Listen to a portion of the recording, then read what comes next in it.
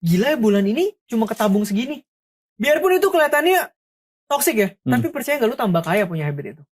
Itu dulu. Nah setelah uang nganggurnya tertumpuk, tabungan pertama buat apa? Buat investasi. No, dana darurat dulu. Dana darurat itu kalau buat ngehidupin diri sendiri.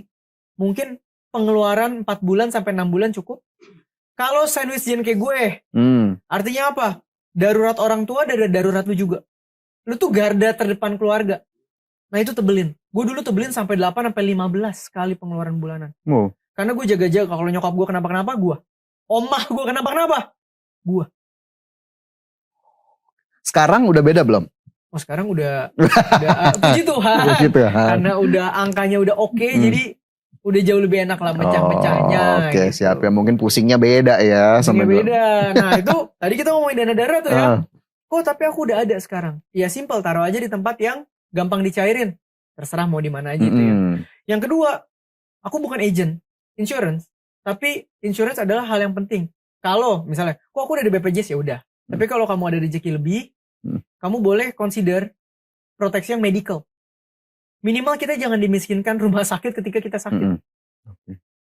Oke, berarti kalau kita asuransi itu segitu pentingnya gitu ya? Mamaku kemarin GERD masuk rumah sakit. 3 hari itu 32 juta. Bayangin kalau kita lagi capek-capek nabung baru dapat THR misalnya kemarin ya. Wah THR jangan pakai kita simpen. Tiba-tiba orang tua GERD keluar tuh THR abis.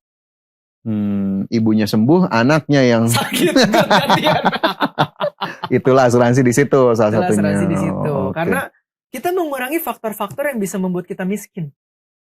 Dan dana darurat tadi juga bukan kayak oh iya aku ban motor kempes, untung ada dana darurat, bukan. Dana darurat itu cuma untuk menjaga.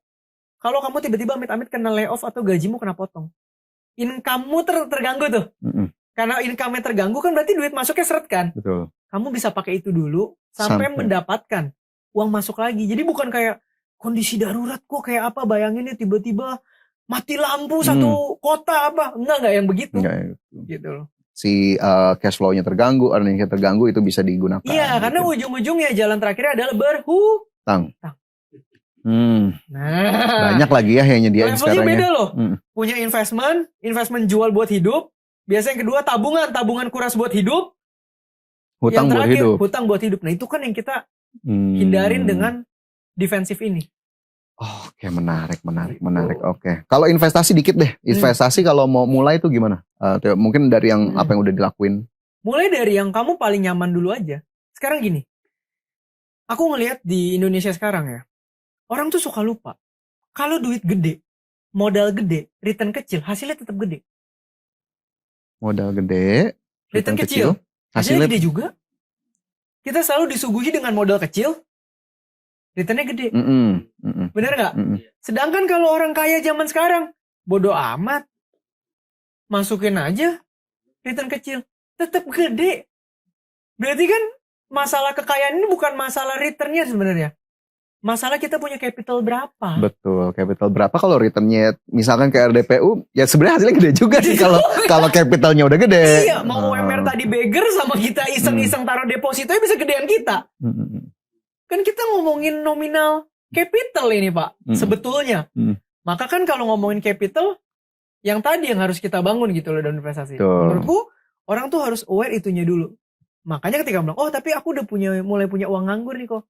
Udah mulai punya surplus ya aku bisa sisihkan bangun habit investasi, terserah mau mulai dari mana. Dari deposito bank digital dulu boleh, aku mulai dari deposito. Bahkan dulu dari biliar fisik. Otak aku cuma satu. Dapat rezeki, sisihkan dulu. Pelan-pelan kita belajar. Mau coba bikin akun saham? Silakan. Coba aja. Yang penting budget ini kan kita mau pakai buat bertambah kaya. Dan proses investasi kan belajar. Jangan sampai begitu kamu belajar, harga belajarnya bikin kamu bangkrut. Itu yang memang harus jadi hindarin. Yang harus kemudian jadi catatan begitu, jangan sampai salah strategi tuh di awal tadi ya. Tidak ngitung. Aku pernah ketemu pengusaha F&B, ngongko gitulah ya. Cindo-cindo gitu, udah 40-an. Jokesnya gini. Ayo, kalau gue gak pernah nyentuh saham, gue lebih kaya. Bingung gak lu? Aku beli saham loh. Terus denger omongan kayak gitu Denger omongan kayak gitu. Tapi apa aku bisa ngejudge? Beli dong, lu bisa lebih kaya lagi. Nggak ada yang tahu.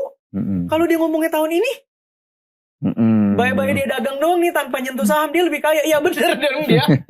Bener dong dia. Betul. Nggak bisa kita judge kan.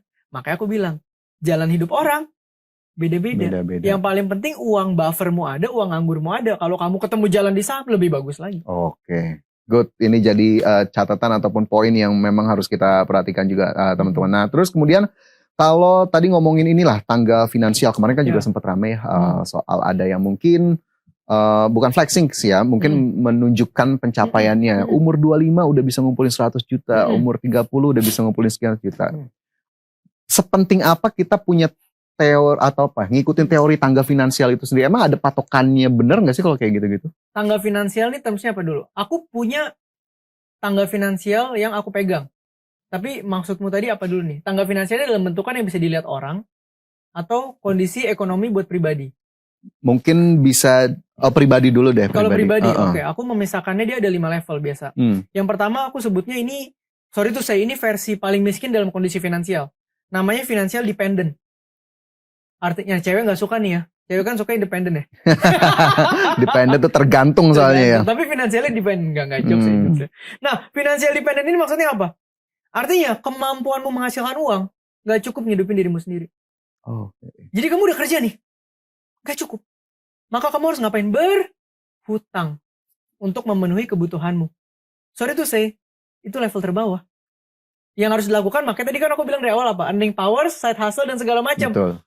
Sampai nutup, mulai ada uang surplus, kamu akan mulai menabung ke selanjutnya. Betul. Aku lupa ada sebutannya solvency or anything, tapi itu artinya adalah kamu sudah bisa menghidupi dirimu sendiri, kamu sudah mulai ada surplus cash flow yang konsisten. Kamu udah mulai punya likuiditas yang sehat, yang nganggur. Bukan hidup cuma dari paycheck to paycheck, bukan hidup cuma dari hari ke hari. Itu naik level 2 tuh. Nah, surplus itu kan dilanjutkan, nambah terus uangnya. Masuk yang ketiga, financial stability. Financial stability ini udah ngomongin punya dana darurat, punya proteksi. Artinya apa? Kamu sudah punya habit surplus, kamu sudah punya uang nganggur, fondasi finansial ada, itu udah kamu disebut stabil. Dari sini gapnya ke yang selanjutnya financial security itu jauh. Kenapa? Dari sini kita udah ngomongin duit nganggur kita dipertebal terus sampai returnnya bisa bayarin living cost kita per bulan. Itu financial security. Dari sini ke yang paling atas financial freedom. Ini gak ngomongin mobil nih. Freedom tuh ngomongin status. Artinya apa? Dari security tadi, passive income-nya ditembak lagi naik sampai gaya hidup realistismu plus kebutuhan hidup bisa di cover dari passive income. Wah. Itu freedom.